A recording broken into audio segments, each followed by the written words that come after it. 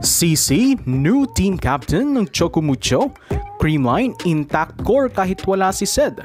PLDT, jackpot sa 3-in-1 package ng MJB, KKD, CAF Trio. Pero again, kaviyad sa kalimutan mong subscribe, click notification bell para update kayo dito sa ating channel. Lipatan nga ang kaganapan sa Team Chocumucho Flying Titans matapos na kumpirmahin ang paglisan sa team na Denden, Lazaro Revilla at Bea de Leon. May mga bagong muka sa koponan pero still malaking kawalan pa rin sa kanila ang dalawang players na ito. Ngayon, tila may magandang spot nga naman si BDL with her new team Creamline Cool Smashers dahil pupunuan niya ang pwestong babakantehin ni Sed Domingo na napabalitang lumipat sa Akari.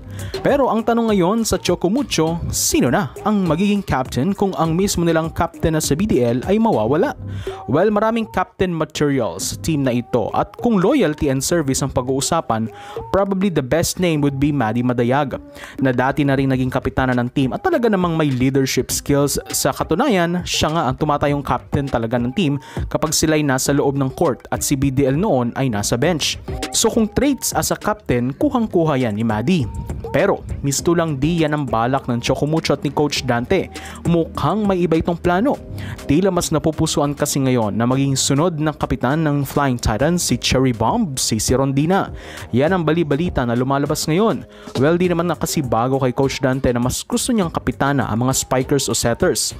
Remember dati sa inyo, matatanda ang si Brian Bagunas ang paborito niyang kapitan ng team. And for CC, deserve niya naman ang titulong captain kung magkatotoo. Gayong kung experience sa pag-uusapan, di na rin naman nahuhuli siya dyan.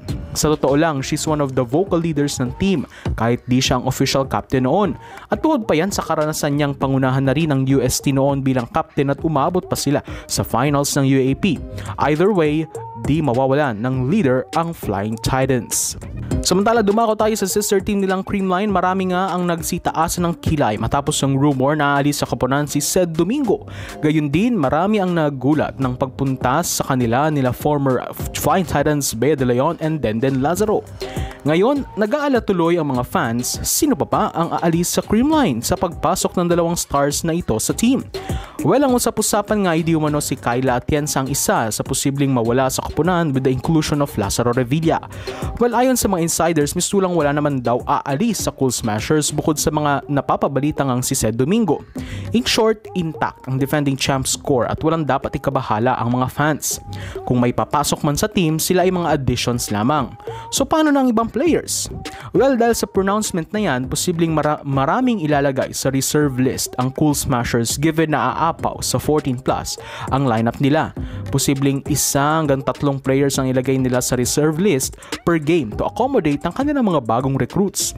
Kaya chill lang daw mga CCS fans. And lastly, pag-usapan rin natin ng bahagya ang signing ng PLDT sa power trio na KKD, Madjoy Baron at Kim Fajardo.